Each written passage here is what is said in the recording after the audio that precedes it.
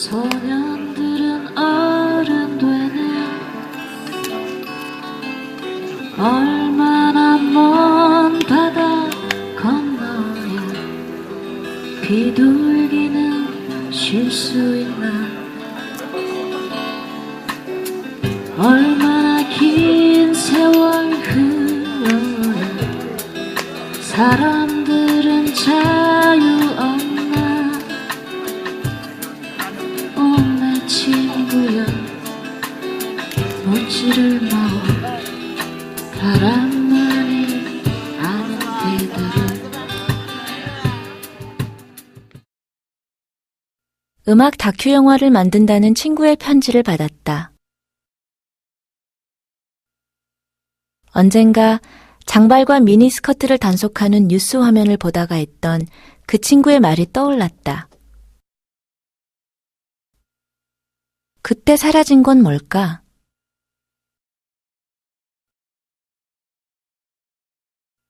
영화는 바로 여기에서 시작될 거다.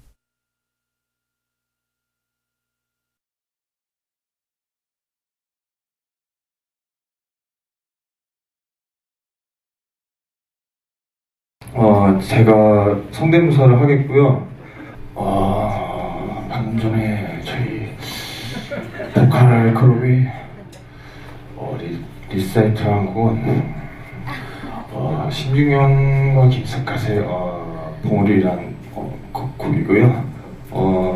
그리고 그 다음 곡은 가는 여정이라는 장의 곡입니다.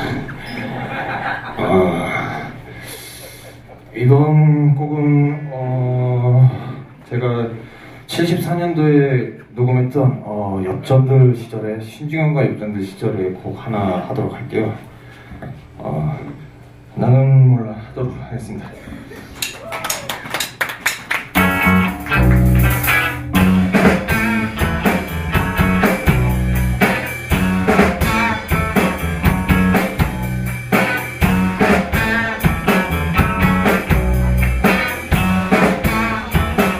손을 샀지, 오늘은 왔지, 왔으면 왔지, 갔으면 갔지. 나는 몰라 알게 뭐야. 시기가 언제냐면,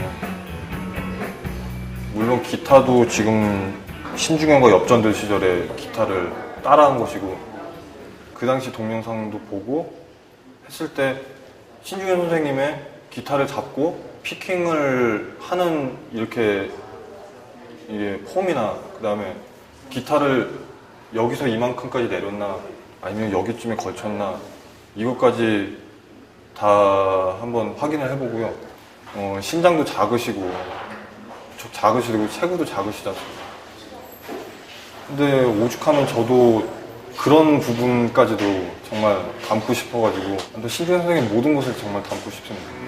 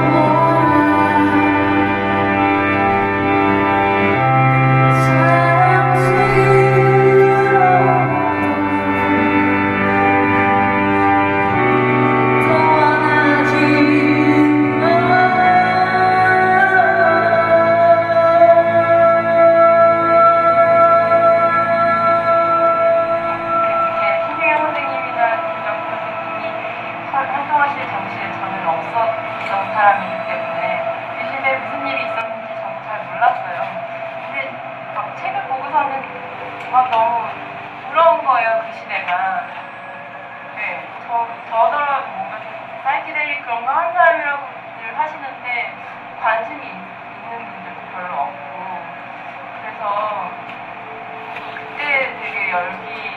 그런 것들을 전해주는 이야기를 듣고서는 저도 그 시절에 있었으면 어땠을까 하는 생각을 잠깐 했었습니다.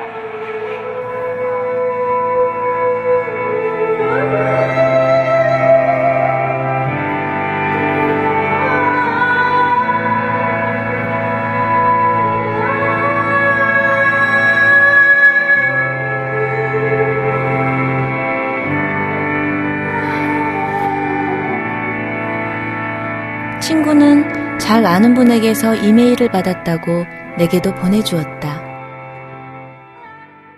그 당시 세계적인 물결인 히피즘의 전성시대였다.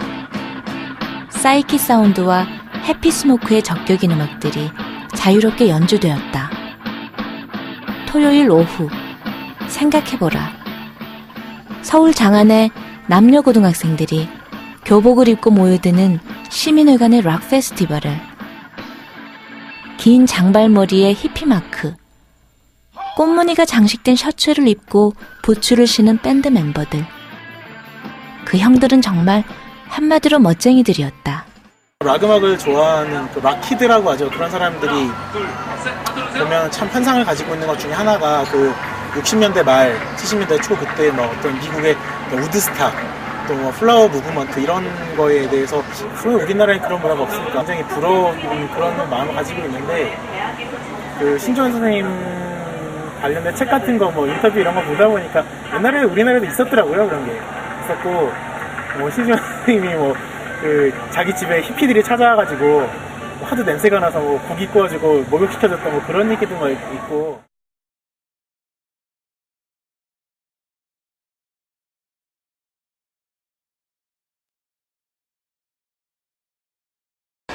이쪽이 옛날에 뭐 히피들 그 액세서리 같은 거 팔고 옷 같은 거 팔고 수 놓고 그런 집이 여기 쫙 있어요. 레코드 파는 가게 뭐 조그만 클럽. 히피들이 여기 엄청 많았어요. 옛날에 이쪽에 쭉 이렇게 앉았고 여기가 옛날에 딱 그 액세서리 파는 가게. 락 뮤지션들이 많이 신었던 굽이 높은 구두.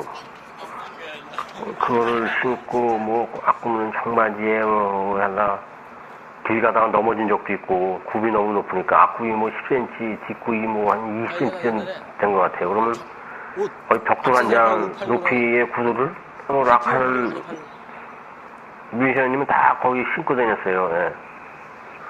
예. 옷이라던가 다 떨어진 샌들 뭐 이런 것들이 엄청 화려한 것 같았는데 한편은 엄청 검소하게 느껴졌어요. 왜냐면 다 색이 바랜 청바지, 색이 바랜 옷에다가 다 떨어진 청바지였는데 그림을 이렇게 그렸어요. 그림 막 꽃도 그리고 뭐 비둘기도 그리고 뭐 나비도 그리고 그냥 근데 그 그림이 아주 그냥 너무 그 환상적인 그림이었어요.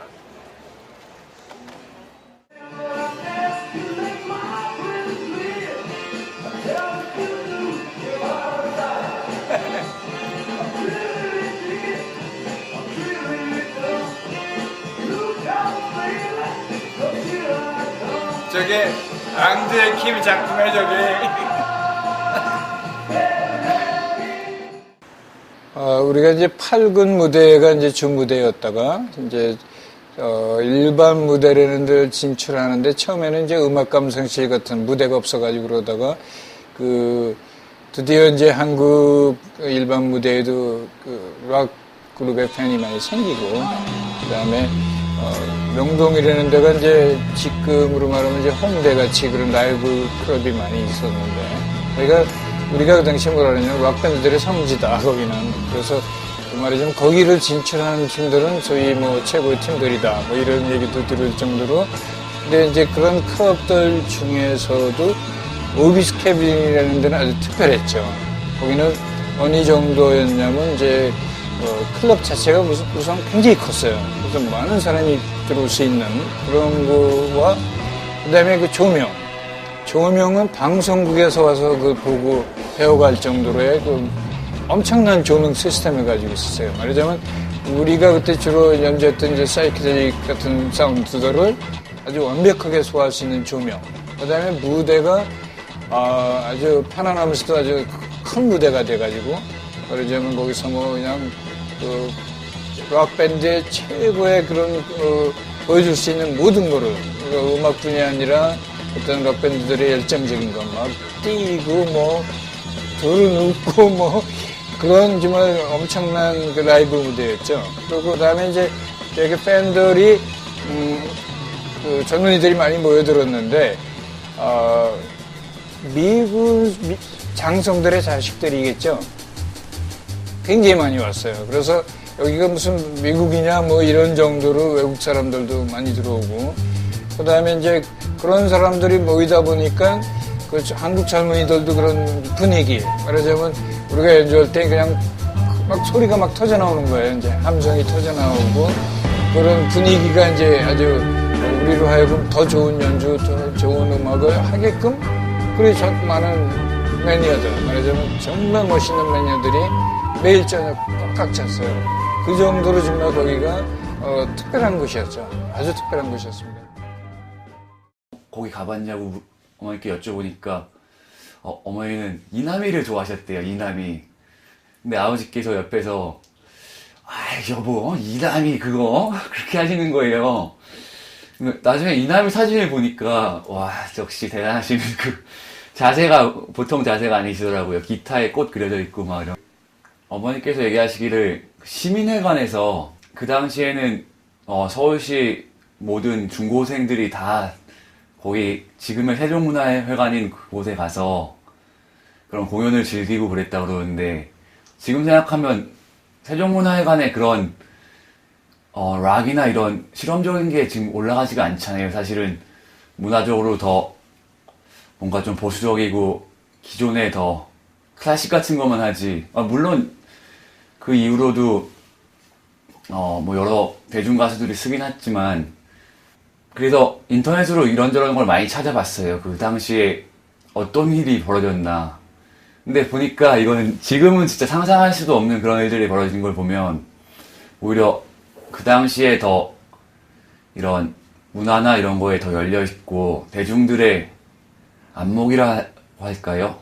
그런 게 더 높았던 것 같은 게 참 저는 감동적이었어요.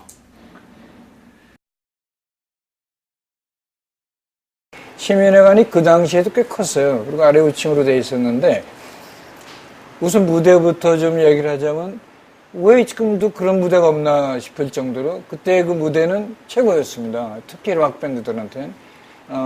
우선 무대가 이렇게 그 중앙에서는 큰 무대가 회전이 돼가지고 뒤에서 음악을 하면서 이렇게 돌려서 나온다든지 또는 위에서 이렇게 타고 내려오는 뭐 이런 무대. 그 다음에 우리 히식스가 즐겨했던 거는 이제 밑에서 올라오는 무대가 있어요.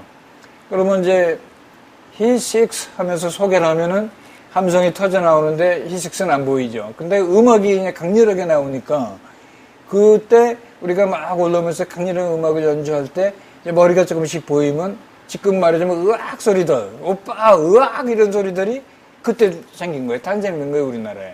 그래서 그 시민회관은 정말 락밴드들의 정말 어떤 꼭 필요한 곳, 뭐, 그리고 그거로 인해서 한국의 락밴드들이 이제 막 자리 잡아가고, 락밴드가 없으면 뭐 극장쇼도 안 된다, 클럽도 안 된다, 방송도 안 된다, 뭐 이런 정도로 락밴드의 전성 시대였죠.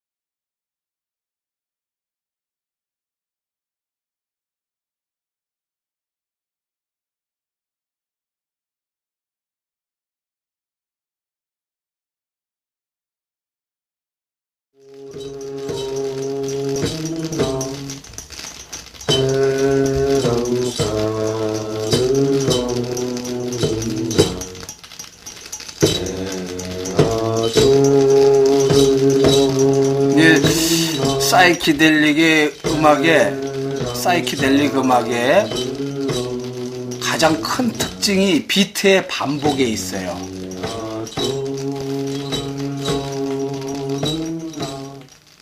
비트의 반복이 있는데 그럼으로써 그 사람을 몽환의 세계로 빠져들게 하죠. 가장 큰 특징이 바로 이 해랑사를 너는 나에 나타나게 돼 있어요. 계속 요 소리만 나와요. 해랑사를 너는 나, 해야좋을 너는 나. 요게 계속 반복이 돼요. 이게 무슨 소리냐? 나는 너를 사랑해, 나는 너를 좋아해를 까꾸로 한 거예요. 거꾸로. 여기에 그때 당시의 음악 특성상 악기에 이런 악기가 들어간 게 없어요. 진짜 획기적인 거죠. 그게 뭐냐? 무당들이 쓰는 그 요령이에요.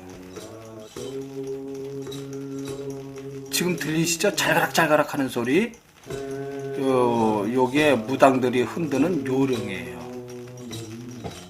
지미 핸드릭스 보면 얼굴만 봐도 그 사람은 음악을 들을 수, 음악을 안 듣고 영상만 봐도 와 저건 지미 핸드릭스구나 그래요. 왜냐면 얼굴이 그냥 막 녹아내리거든요. 막 이렇게 넘어가고 그러는데 그거랑 가장 반대되는 게 황병희 선생님이라 생각해요. 황병희 선생님이 눈을 곧 딱 뜨고 미동도 하지 않은 채 고요한 자세 손에서만 이 막 불꽃이 일어나거든요.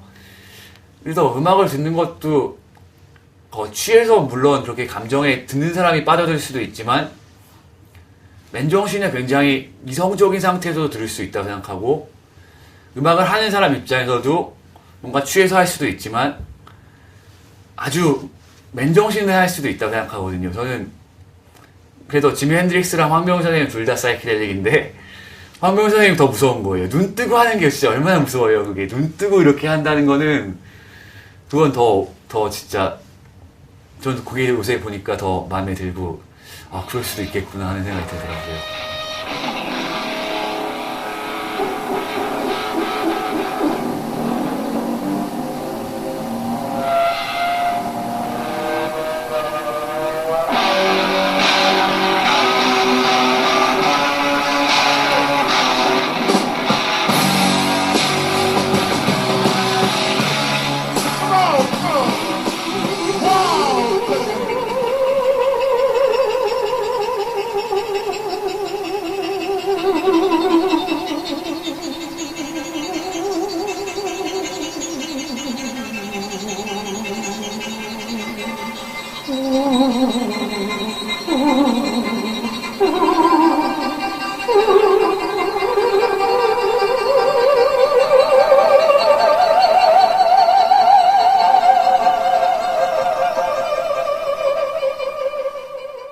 처음에 이 음악을 들려줬더니 옛날 음악이긴 한데 그게 촌스럽다라는 느낌으로 받아들이는 사람은 사실 거의 없었어요. 적인 사운드 개념이 아니고 어떤 문화적인 걸로 많이 받아들이거든요. 그럴 준비가 돼 있다고 생각을 해요, 저는. 그래서 어떤 감성을 이 음악이 지니고 있다라는 거는 이런 시대나 이런 거 다 통틀어서 소통이 되는 거잖아요. 저는 음악으로 지금 밥을 벌 생각은 없어요. 근데 한 10년, 20년 취미지만 굉장한 열정을 가지고 계속 공부해 나갈 거예요. 사실 보면 뭐 믹싱도 그렇지만 그 공학적인 것 그리고 도레미도 알아야 되죠. 이제 클래식도 알아야 되고 뭐 국악도 알아야 되고 공부할 게 굉장히 많아요. 각 나라와 그 민족성에 따라서 음악이 전부 다른 게 그렇게 매력적일 수가 없는 거예요. 그러니까 처음에는 MTV를 보고 왜 음악이 다 똑같지? 저 다 미국 애들만 하는데. 그래서 그런 세계 각국의 음악을 굉장히 좋아해서 많이 들었고, 요새 최대 관심은 국악입니다. 그런 음악들, 옛날 음악들을 쉽게 말해서 들으면 좀 촌스럽다고 말할 수 있는데, 그런 걸 넘어선 음악들이 이제 명작인데, 그 그 많은 쓴 곡들이 다 저는 각각 색깔과 어떤 가사, 물론 이제 곡 제목이 있지만 다 부여되는 의미들이 있는 것 같아서 그래서 되게 좋아요. 그래서 그 음악을 그대로 사람들한테 들려줬을 때는 근데 그걸 캐치하지 못하는 사람들도 많이 있거든요. 어떤 이유가 됐든지 간에 여러 가지로 시대적으로 다를 수도 있고 그거를 조금 제가 그거를 갖고 와서 다시 이렇게 어떻게 보면 코디네이션하는 느낌으로 소개해줄 수 있는 디제잉을 하고 싶어서 그러니까 그거를 사이키델릭 락을 사이키델릭 트랜스화하는 걸 해보고 싶었어요. 뭐 동서양 다 부르고 과거와 뭐 미래를 다 하고 이렇게 좀 섞는데 제가 보여줄 수 있는 걸 보여줄 수 있는 걸 하고 싶어요.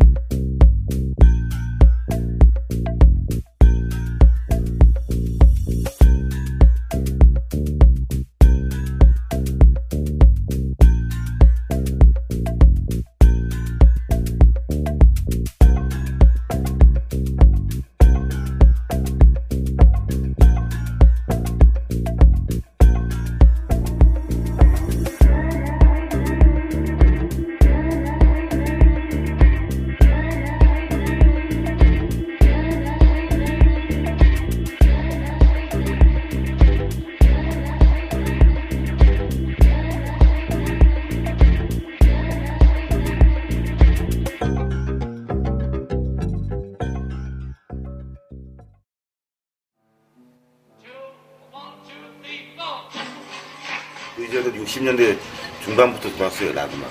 그 비틀스 이후부터 들어왔었는데, 그러나 그것을 하나의 그 이즘과 음악이 만나는 그런 시대는 70년대 초반이에요.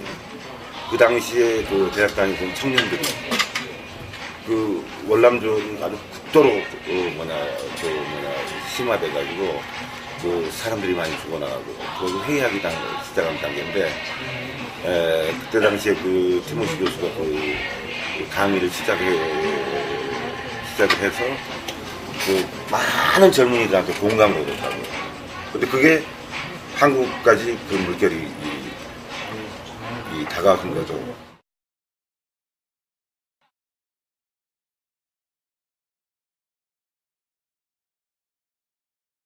그 당시에 한국의 국민소득이 800몇 %였어요. 가장 못 사는 나라였어요. 근데 히피즘이라는 거는 물질 문명의 물질 문명이 극도로 그 성에서 인간의 그 존엄성이 상실되는 단계인데, 우리는 배고픈 그런 민족이었어요. 그 당시에 히피즘이 들어왔다는 건 나도 그때 굉장히 아이러니하더라고요. 우리는 먹고 살기 바쁜데 이거는 궁극적으로 아주 이상적인 그런 이즘이다.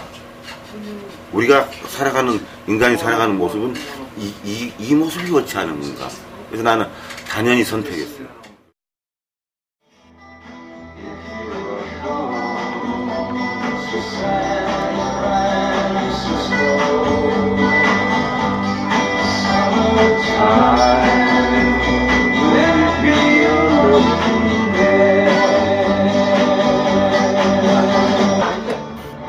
얼마 정도 해? 샌프란시스코 왔을 때는 머리에 꽂을 거 없어요. 애국가야. 또 그 락밴드들이 인기가 좋다 보니까 이제 어디 그 국가적인 행사 같은 데도 많이 불려가는 거죠. 말이에요. 분야별로 뭐 가수들은 누구누구, 뭐 그룹은 누구누구, 뭐 배우는 누구누구 이러는데 정말 재밌었던 게 또 있어요. 그 지금 안기부죠. 중앙정보부의 창립 기념일에 우리가 거기 이제 말하자면 착출당한 거죠. 그 그룹에서 누구냐, 그러니까 히스가 최고다 그러면 피스를 가게 된 거죠. 배우들도 많이 나오고 뭐 가수들도 많이 나왔는데 우리의 사운드가 강렬하니까 이제 우리가 뒤로 밀렸어요, 좀 순서가. 그래서 앞에서 이렇게 무대 뒤에서 이렇게 보니까 우리 그 같은 멤버들이 와 여기 지금 굉장한 사람들이 앞에 쭉 앉았다 이거예요. 그래서 무대 뒤에서 이렇게 보니까 정말 박정희 대통령을 비롯해서 뭐 김정필 씨, 무슨 이우락 씨, 그 한국의 소위 얘기하는 그 파워풀한 사람들이 쫙 앞에 앉아 있는 거예요. 그리고 뭐 아무래도 그 중앙정부보다 보니까 분위기가 우리가 할 분위기가 아니잖아요, 그게. 그러니까 멤버들이 이제 무대 뒤에서 걱정을 하기 시작한 거예요. 여기는 이미자 씨가 딱인데, 우리가 여기서 어떻게 음악하냐, 우리하고는 정서적으로 도저히 안 맞지 않느냐. 우리 그 고민 너무 했죠. 그런데 내가 리더이다 보니까 사람은 똑같다. 그리고 우리가 어떻게 하겠냐. 지금 안 할 수도 없는 거고 그러니까 평소에 우리 하던 대로 하자. 평소에 하던 대로 하는 거는 막 뛰고 무대에서 막 그랬거든요. 그래서 우리도 뭐 이건 걱정도 반 무슨 뭐 어떻게 해야 될지 모를 정도로 했는데 막 평소에 하는 것 같이 막 뛰고 뭐 강렬한 사운드 하고 그랬는데 기적같이 그분들이 그냥 전부 다 이렇게 박수 쳐주고 그러는 거 있죠. 그래서 정말 놀래기도 하면서 한편 이제 끝나고 나서 우리가 열심히 하고 정말 우리의 모든 걸 보여준다면은 저렇게 저런 그 소위 우리나라의 지도자나 뭐 좀 재미나게 표현하자면 무서운 사람들이 그냥 쫙 앉아 있는데도 저런 사람들도 좋아하는구나라고 막 그렇게.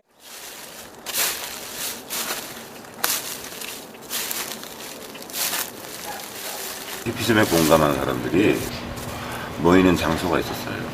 그거는 연세대학교 노천극장이었어요. 노천극장에서 인생을 얘기하고 히피즘을 얘기하고 마리아나를 피면서 남녀 가릴 것 없이 매일 파티가 시작했어요. 그러면서 또 그 안산 뒷길을 걸으면서 얘기하고 산행을 하면서 그리고 뭐 약간의 맥주도 좀 마시고 밤에 파티한 거죠. 근데 그들의 주제는 뭐냐면 뭐라 그럴까? 아름다움이었어요. 마음도 아름답고 행동도 아름답고. 신중현 선생님이 그 아름다운 강산을 이제 작곡을 하시고 나서 이거를 아름다운 강산을 발표를 해야 되는데 좀 고민을 하셨나 봐요. 어떻게 발표를 할까? 그건 전우중 PD님을 이제 만나가지고 그 공연을 하게 되는데 그 무대에다가 이제 대형 태극기를 이제 딱 세우는 거예요. 무대에. 그리고 이제 선풍기를 틀어가지고 그 태극기를 갖다가 딱 바람을 딱 쐬우니까 태극기가 살랑살랑 움직이겠죠. 그리고 거기에다가 또 사이키 조명을 사이키 조명을 거기에다가 이제 태극기에다가 트니까 바람에 태극기가 이제 선풍기 바람에 흔들리고 사이키 조명에 막 돌아가고 그 시간대가 이제 저녁 7시였는데 18분 동안 아름다운 산 공연을 하게 됩니다.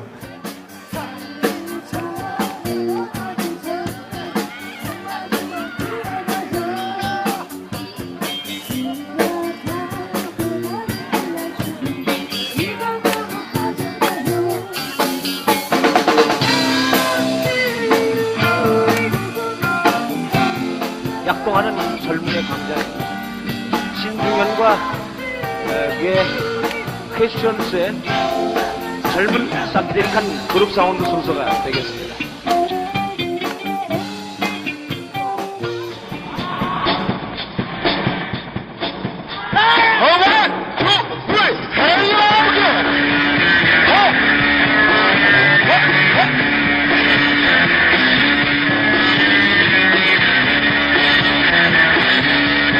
그때는 유신 이전으로 우리나라에 잠시 있었던 가장 문화적으로 자유가 있었던 시절이라고 생각한다. 아마 그때까지는 문화적인 검열이 그리 많이 필요하진 않았나 보다.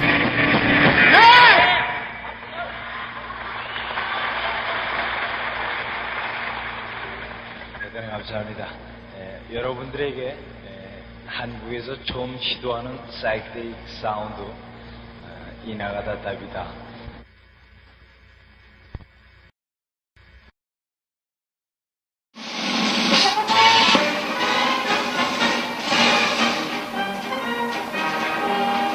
박정희 대통령은 1971년 12월 6일 정부 대변인 윤주영 문화공보부 장관을 통해 국가 비상사태를 선언했습니다.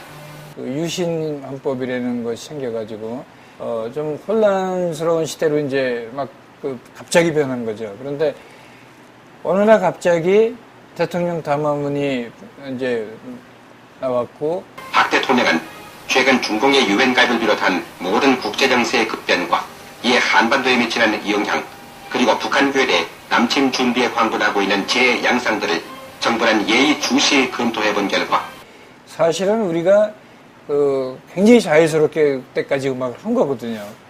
엄청난 자유롭게 음악을 했기 때문에 이제 그런 특별한 사운드라든지 특별한 것들을 우리가 많이 이제 연구하고 연습하고 그런 거였는데 어느 날 갑자기 이제 그런 몰락의 길을 걷게 된 게 국가 비상사태를 선언한다고 말했습니다. 모든 국민은 안보 위주의 새 가치관을 확립해야 한다. 그 밴드의 사진과 동시에 태폐적인 말하자면 음악인들이라든지 또 이런 락 밴드들의 젊은이들을 오염시킨다.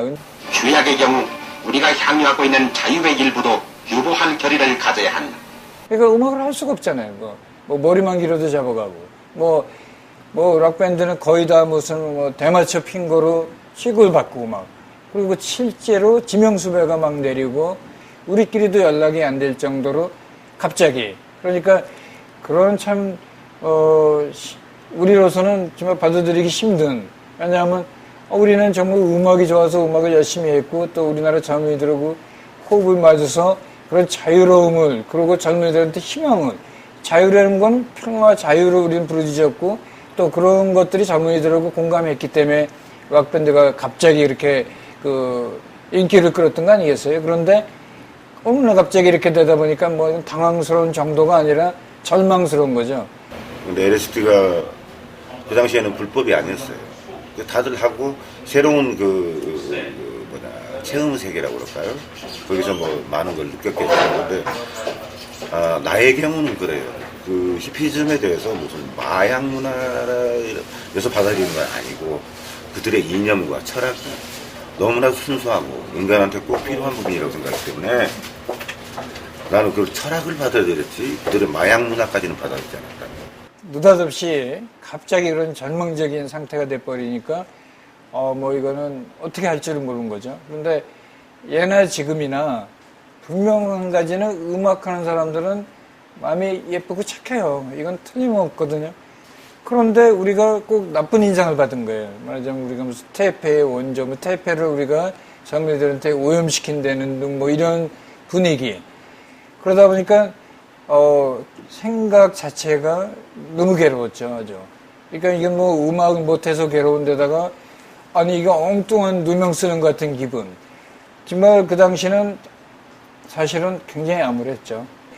그렇게 그냥 엄청나게 좋았던 그런 모든 자유스러운 음악이라든지 우리가 하고 싶었던 음악들 너무 좋다가 어느 날 갑자기 이렇게 크게 변해버리니까 아마 나뿐이 아니라 그 당시에 우리 세대의 락밴드들 특히 이건 누가 얘기 들어도 크게 차이 나지 않을 정도로 정말 절망 그 자체였죠.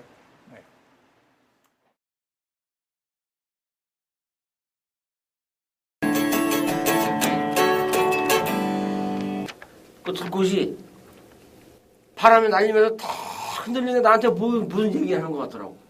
거기서 내가 영감을 받아서 작곡한 거거든. 사람이 살다가 하늘나라 가잖아. 그런 그러면서 다시 이게 어떤 생명이 돼갖고 꽃으로 내가 볼 땐 꽃으로 환생한 했다는 그런 느낌이 들어갖고.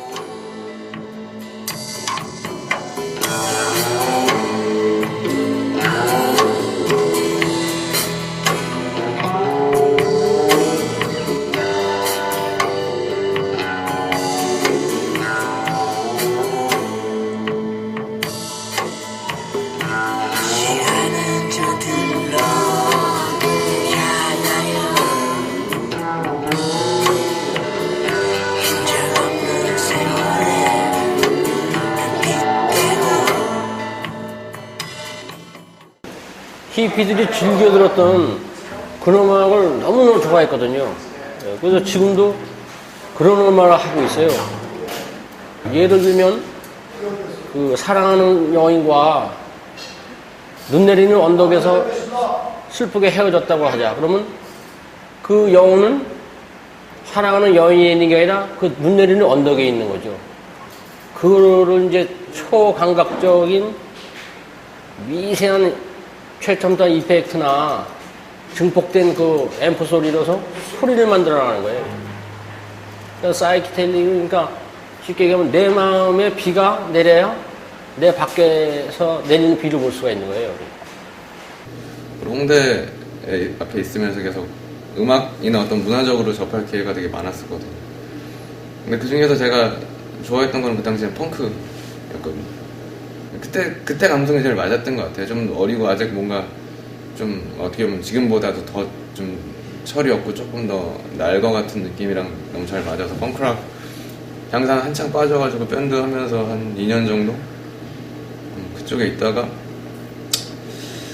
근데 너무 뭐랄까 그냥 펑크는 그래도 순수한 것 같아요. 그렇게 순수한데 그래서 한 번 빠지면 두 번째 다시 펑크는 돌아오지 않는 것 같거든요. 한 번 이렇게 확 불태우고 난 다음에 나는 쟤밖에 안 남았기 때문에 다시 또 불태울 거리가 없더라고요. 남아있는 게 없었어요.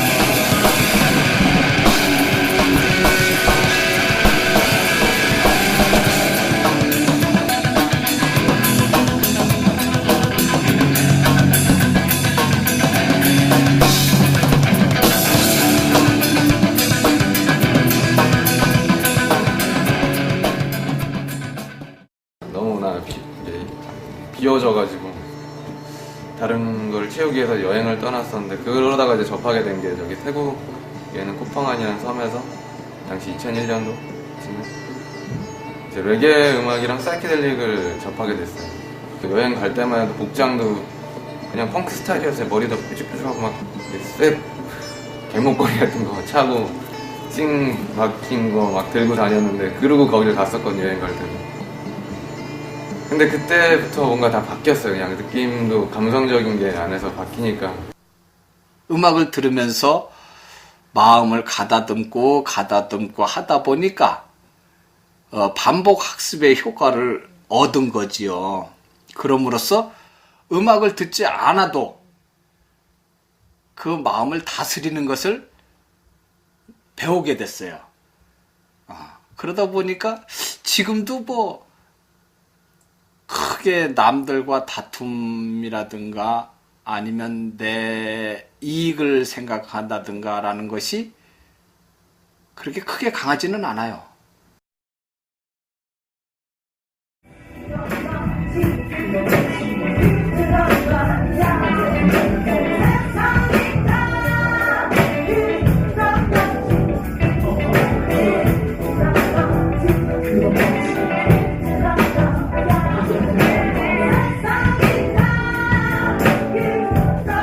미국을 가서 여러 가지 생각을 하고 많은 기대도 되고 또 미국에 과연 그 자유스러운 나라를 우리가 알고 있었는데 그럼 미국의 젊은이들의 자유는 무엇인가 또 그 미국의 음악인들의 자유는 어떤 것인가 자유스럽던 것 중에서 아주 가장 감동받은 게 하나 있어요.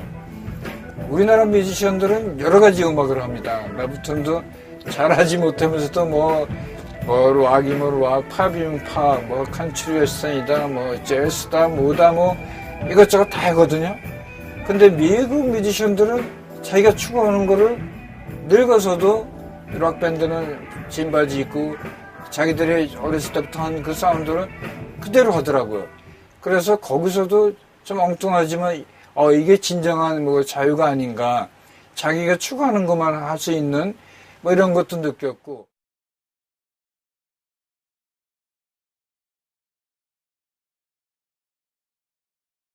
예, 제가 이제 어린 시절은 그 성북구 그 동네에서 많은 시간을 보냈어요. 저 우이동이라던가 뭐 여기 범바이산이라고 저 안암동 고르제가 뒷산 뭐.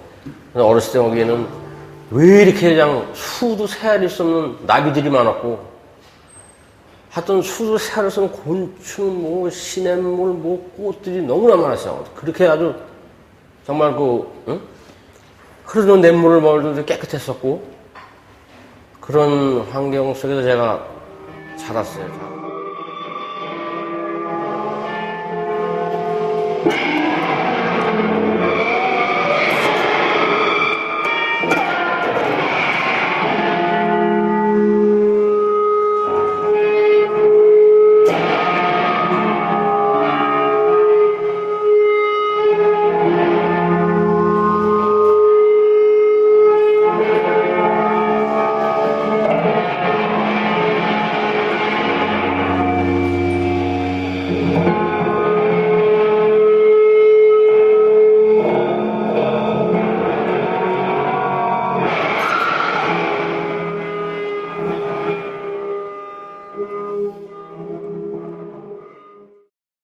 요즘에는 그 홍대에 오는 그 실험음악 하는 여러 외국인 친구들이 있어요. 거기서 그 불가사리라는 실험음악 하는 그런 사람들하고 옛날 그 사이키델릭 파장을 많이 그러니까 연주한다기보다도 연구하고 그 자체가 공연이 되고 아직은 큰 호응은 없는데 그래도 이렇게 잔잔한 파장이 계속 호응이 오는 것 같아요.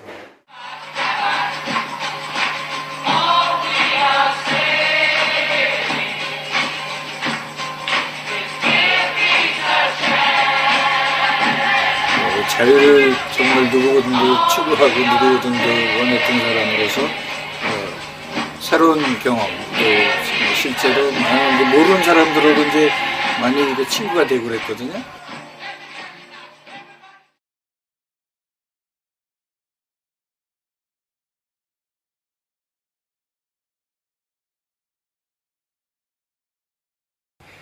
그러면 그런 물질적인 거를 떠나서 니꺼 내꺼 없고 뭐 공동체다, 또 그 물질적인 걸 전혀 배제시키면서 그렇게 공원에서 집단으로 뭐 그러니까 거기서 내가 느꼈던 거는 미국답게 아주 개성 있는 자유구나. 그리고 또 히피들도 우리가 생각하는 한 가지로만 생각했는데 그게 아닌 거. 히피들은 정말 누구 뭐 남녀노소 국적 뭐 얼굴의 색깔 뭐 아무 상관없이 그런 자유롭게 지낼 수 있는 거가 제일 내가 좋았고, 그런데 역시 이제 이런 문제가 있더라고요. 또 아니 그래도 뭐 남녀 관계를 좀 얘기하자면 남녀 관계가 너무 문란한 거예요. 문란하던 건 뭐냐면 네 애인 내 애인이 없는 것 같아 보면. 그래서 너무 놀래가지고 처음에는 그게. 그러니까 내가 저의 파트너가 다른 사람을 사랑하게 되거나 어떤 육체적인 관계를 원한다고 했을 때 이거는 좀 복잡해지잖아요. 그 기존 사회의 그 윤리나 도덕에서 좀 과감하게 탈피한 부분이 있었다면은 섹스에 대한 거는 프리섹스를 원했어요. 만나서 기쁘고 사랑스러우면은 섹스까지도 갈 수 있는 거 아니야. 그래서 그 당시에는 굉장히 그게 동조하는 그런 젊은 세력들이 많았어요. 그래서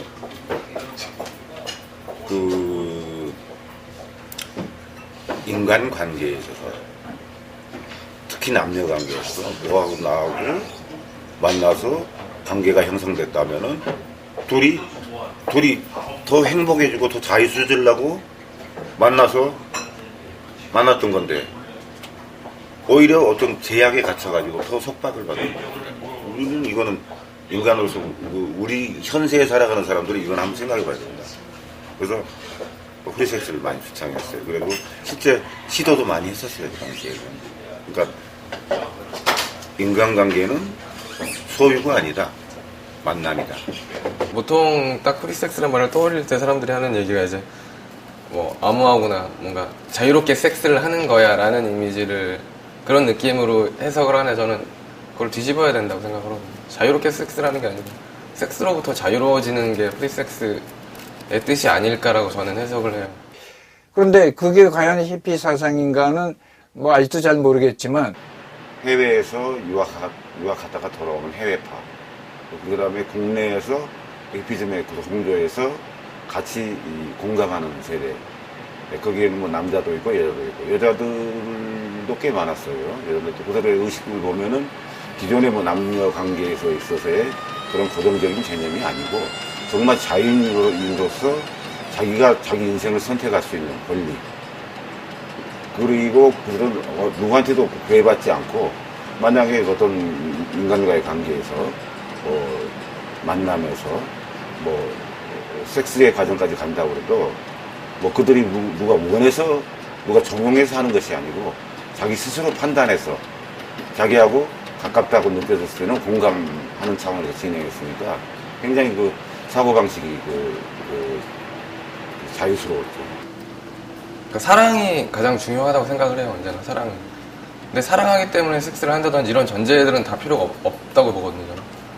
다만 사랑하기 때문에 우리가 뭐 섹스를 해야 되고 섹스를 하니까 뭐 더 사랑하게 되고 이런 인과관계라기보다는 제일 중요한 게 사랑이기 때문에 그것을 둘러싼 모든 것들을 다 허용할 수 있어야 된다고 생각을 하거든요. 근데 그것보다는 그 사람 안에서 사람은 항상 새롭잖아요. 매일매일 새로운데 이 사람이 변해가고 내가 변해가는 걸 조금 더 지켜보면서 그 사람 안에서 새로움을 찾아서 그거를 사랑할 수 있어서 계속 사랑이 유지된다면 가장 좋은 거라고 생각을 하고 그렇지 않다면은 어떤 다른 사랑을 찾아서 그거에 대해서 이제 새로움에 대한 두려움을 벗어나서 계속해서 사랑을 할 수 있게끔 그게 가장 좋은 관계라고 생각을 해요. 어떻든 히피들은 분명한 거는 그 공동체 말하자면 모든 게 똑같고 뭐 같이 생활하고 네 음식 내 음식도 없고 뭐 예를 들면 나는 기타리스트니까 기타를 항상 가지고 다니는 편이었는데 이제 기타를 들고 가서 놔두면은 어느새 없어져요 내 기타가. 그렇다고 뭐 분실당한 건 아니더라고. 그런데 내 기타를 마음대로 자기 기타 같이 뭐 막 누구나 다 돌려가면서 치고 뭐 기타를 이런 걸 봤을 때 처음에는 좀 어색했죠. 왜냐면 최소한도 나한테 뭐 양해를 구한다는 이런 것도 없는 거예요. 그러니까 많은 갈등을 느꼈어요, 사실은. 이거 내가 자유를 누구보다도 추구하는 사람이었는데도, 야, 이게 뭐, 진정한 뭐, 이게 자유인가? 어떻게 이렇게 뭐, 무질서한 것 같은 뭐, 이런 것도 있는데, 그래도, 계속 이제 생각을 해보고, 이제 계속 같이 생활해보고 그래 보니까, 역시 그래도 자유라는 거는 어느 나라든지 그 젊은이들이 추구할 만한 가치가 있다.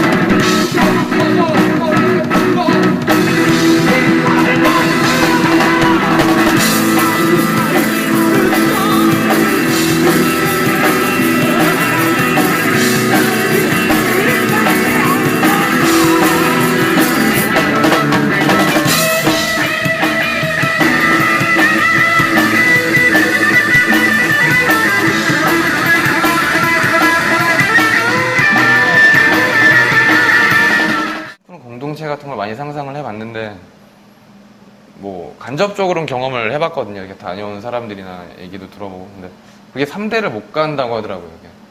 그러니까 처음에 좋은 취지를 만들었는데 사람들이 섞이면서 어떤 그런 뭐 성선설, 성악설 뭐 이런 것도 있잖아요. 그래서 그게 유지가 잘 안 되고 항상 무너지는 경우를 많이 봤고 실망을 하고 온 사람들이 저는 더 많았어요. 그 얘기를 들었을 때. 그래서 그게 어떤 공동체라는 걸로 사회에서 분리돼가지고 뭔가 도피하다시피 생긴 거는 저는 근본적으로 오래가고 진정한 공동체가 될 수 없다고 생각을 하거든요.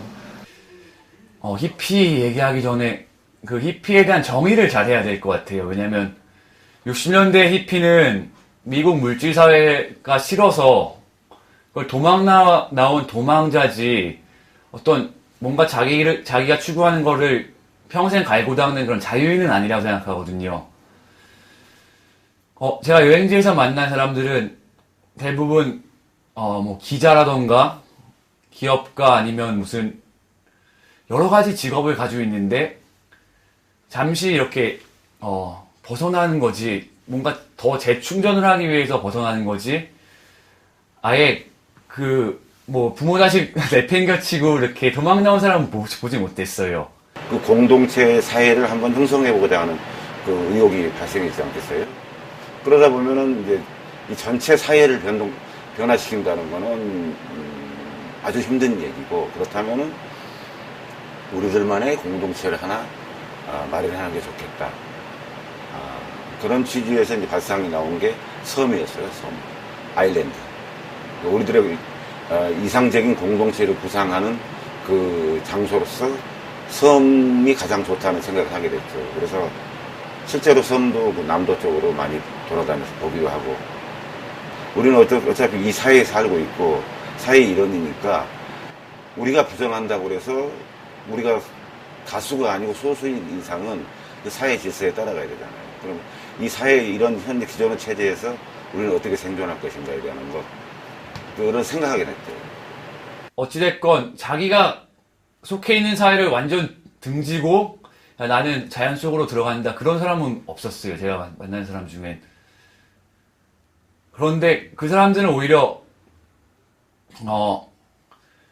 그 사람들의 가장 특징은 궁금하다예요. 뭐든지 궁금해서 그 사회를 잠깐 벗어나서 뭔가 새로운 거를 보고 배우러 온 거지, 그게 싫어서 나는 뭐 어디 인도에 저기 정글에 들어가서 그냥 물질이고 뭐고 다 필요 없고 산다, 그런 게 아니라 내가 속한 서구 사회와 다른 가치를 발견하러 온 그런 궁금해하는 사람들이었어요. 보고 느끼고 할 수 있는 이 자기 안의 마음, 그게 있다면 공동체는 이미 우리는 지구도 그렇고 이 사람 몸 하나도 하나의 시스템이잖아요. 이게 공동체잖아요. 그렇게 살 수 있을 것 같아요. 저도 한번 생각을 해봤죠. 그 히피의 삶을 사는 건 어떨까? 그러니까 60년대 그런 도망 나온 히피, 그냥 도망가면 어떨까? 근데 그건 저는 아니라고 생각해요. 그건 아니라고 생각하고, 어떻게 내가 정리를 해야 될, 생각을 정리해야 될 것인가, 그리고 나는 과연 어떻게 이제 앞으로 음악을 해나가야 될 것인가, 또 나의 사상은 뭔가 과연 그런 것들이, 그러니까 히피들을 만나서 내가 좀 더 많은 고민했다는 자체가 내가 얻은 것도 많다고 생각이 되죠. 욕심으로 인해서 공동체가 이렇게 꾸준히 유지되기 힘든 것 같아요. 아니면은 어떤 제도가 분명히 있어야 되는데, 그렇다면 사실 기존 사회가 크게 달라지긴 또 힘들 것 같거든요. 하고 싶은 거를 마음대로, 그러니까 무소유가 되게 중요한 것 같아요. 공동체를 구성하려면 그거에 대해서 분명히 인식이 있어야 돼요. 그리고 공부를 많이 한 사람이어야 돼요, 사실은.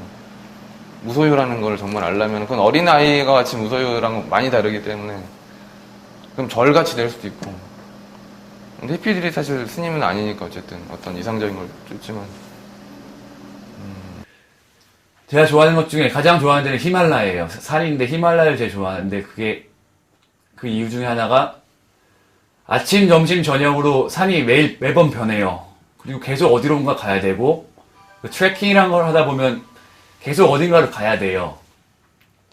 근데 오히려 히피의 삶은, 그러니까 전통적인 히피의 삶은 그냥 해변의 삶이라고 생각해요. 늘 똑같죠. 늘 바다고 늘 좋죠. 늘. 근데 그런 환경에서 계속 살다 보면 뭔가 이렇게 도전하고 싶다거나 이런 걸 자꾸 잃어버릴 것 같고, 저는 그래서 산의 삶, 산과 연관된 게 진정한 자유인이라고 생각합니다. 히피 이념에 기반한 사랑과 평화의 정신, 그리고 실질적으로 사랑하고 봉사하는 행동하는 그런 집성촌을 만들기 위해서는 상당한 많은 사람들이 노력을 해서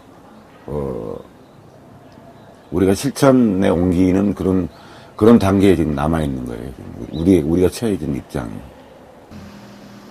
그러니까 그런 가치관들이 계속 어떻게 보면 정말 좋은 공동체가 나올 수도 있다고 생각을 해요. 아직까지도 저는 그런 생각을 하는데, 지금까지는 그런 게 없었고, 아직 이 인류의 평균적인 영적 수준이나 좀 낮다고 생각을 하고, 그리고 대화 방식이나 이런 게 너무 언어에 국한돼 있기 때문에 그런 좋은 답을 아직 못 찾은 것 같아요. 근데 뭐 더 진화하면서 그럴 수도 있을 것 같고, 그렇게 돼서 이 인류 전체가, 지구 전체가 그냥 그 공동체가 됐으면 좋겠어요. 어떤 격리된 공동체 말고. 우리는 자연의 섭리와 함께, 모든 자연과 함께 우리는 사랑하고 또 봉사하고 또 행복할 수 있는 그런 삶의 차원을 우리는 삶의 모델 형태를 또 하나 제시하고 있어야 했던 것이죠.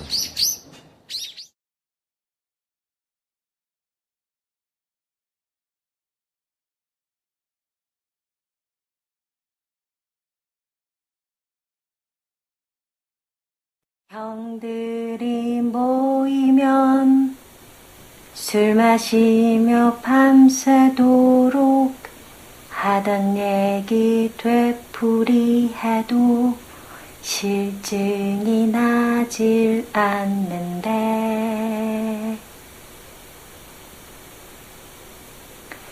형들도 듣기만 했다는 먼 얘기도 아닌, 오래전에 히피에 대한 텔레비전 프로그램을 본 적이 있다.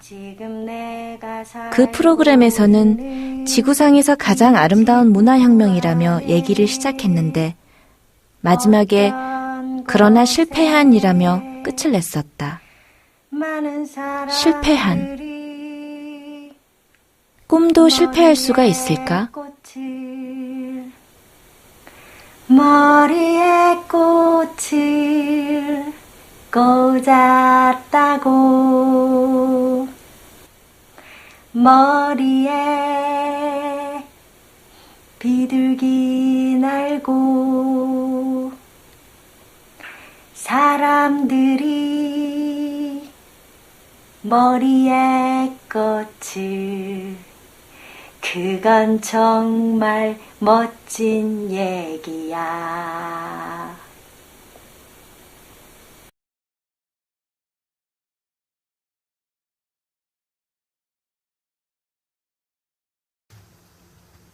히피.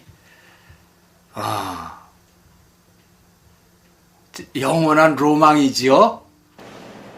저는 근데 히피라는 거는 뭐 내가 히피다 아니다를 떠나서 그냥 히피라는 표현 안에 근본적으로 들어있는 거는 정말 자유평화 사랑 그 세 가지 키워드인데, 그거는 인간이면 누구나 다 갖고 있는 거라고 생각하기 때문에 그걸 느낄 때, 그거에 내가 충만해졌을 때는 내가 히피인 거지만 그렇지 않으면 아닌 거거든요. 그래서 근데 대부분 항상 그런 거 싸워요. 매일매일. 거의 많이 져요. 그리고 사실은. 근데 이제 어떤 때는 뭔가 그거 싸움 할 필요도 없이 그렇게 차 있을 때도 있거든요. 그것이 꼭 히피라는 단어, 국한돼서 표현할 필요는 없으리라고 봐요. 뭐 통상 얘기하는 프리맨 같은 그러한 정도로만 해도 충분하다고 저는 생각하고 있어요. 끝에 이 시대에는 히피즘이라고 그렇게 부를 수도 있겠지만, 이거는 근본적으로 인간이 자연과의 관계에서 사랑, 그리고 봉사, 이런 정신은 인류가 존재하는 한 계속 있었었고, 앞으로도 있어갈 것이고, 현재 그렇게 우리는 움직이고 있는 것이죠. 그런 정신에 의해서. 그래서 그런 자유스러운 사고 안에서 우리의 일상과 접할 수 있다고 하면은 그러한 것들이 아이디어 같은 것도 무한정으로 창출될 수가 있을 것이고, 또 현존하는 그러한 체계라든가 사고를 좀 더 자유스러운 방식으로 풀어나갈 수 있을 거라고 봐요. 그것이 국가 간의 문제도 마찬가지라고 생각해요. 어떤 하나의 한정된 그런 생각을 가지고 있는 것이 아니라 열린 마음으로 사고를 가지고 대화를 나누다 보면은 뭐 많은 문제들이 해결되리라고 저는 생각해요. 믿어요.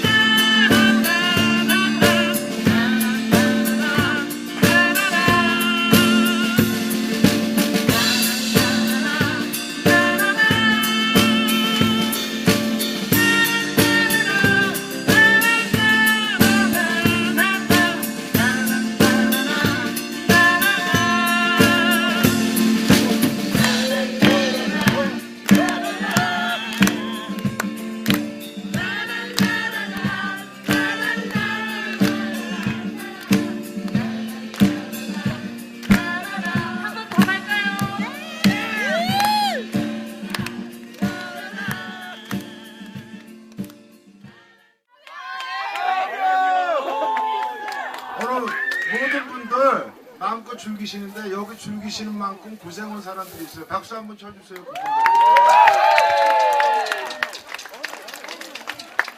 그리고 오늘 여기 오신 뮤지션들한테도 박수도 한번 쳐주세요. 그리고 뮤지션보다 오늘 주인공은 여기 있는 분들이에요. 우리 모든 것을 박수 한번 쳐주세요. 우리 형제자매 여러분들 행복합시다. 홍정수 화이팅!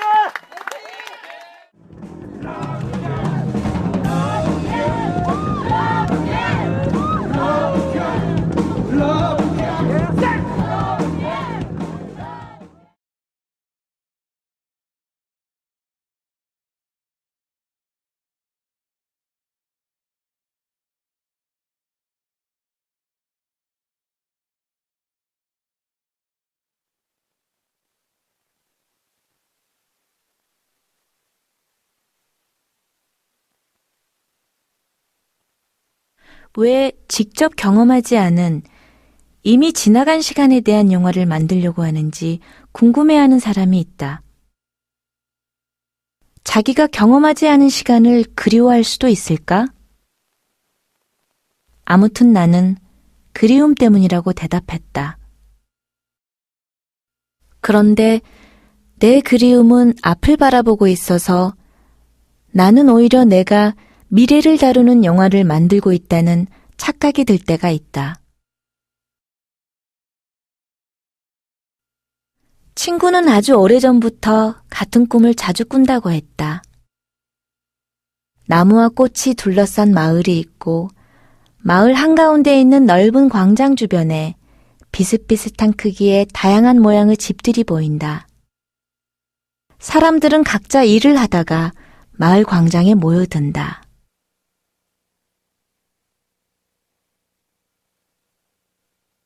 언젠가 같은 꿈을 자주 꾼다는 얘기를 누군가에게 했더니 그 사람은 아주 낭만적인 해몽을 해주었다. 꿈속에 자주 나타나는 곳은 자기가 전생에 살았던 곳일 수 있고 그런 꿈은 주로 힘들고 지쳐있을 때 꾸게 되는데 힘들 때 고향집에 가서 밥 한 끼 먹고 오면 기운이 나는 것과 같다는 것이다.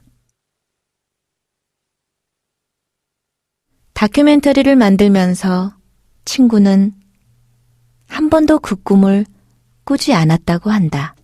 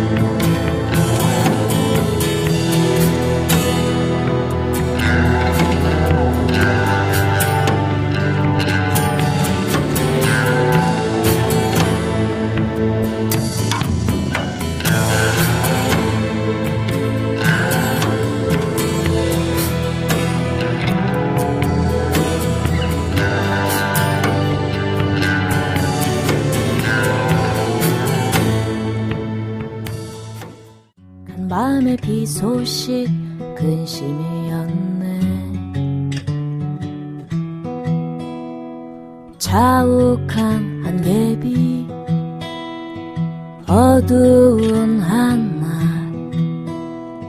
해뜰 참 뒤덮은 먹구름 눈물로 얼룩진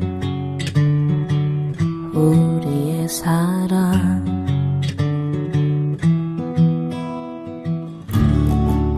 해바라기는 피었네.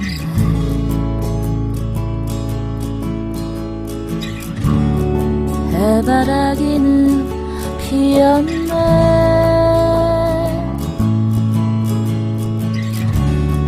해바라기는 믿었네.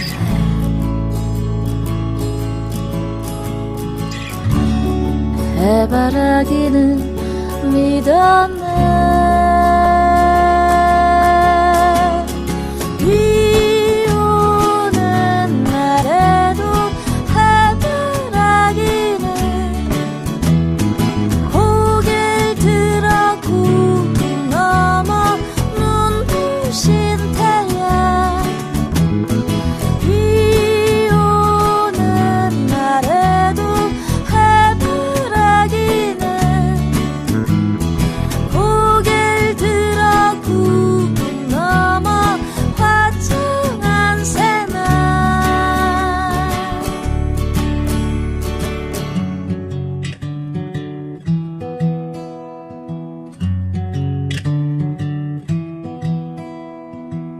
귀 잘린 화가에 붉은 해바라기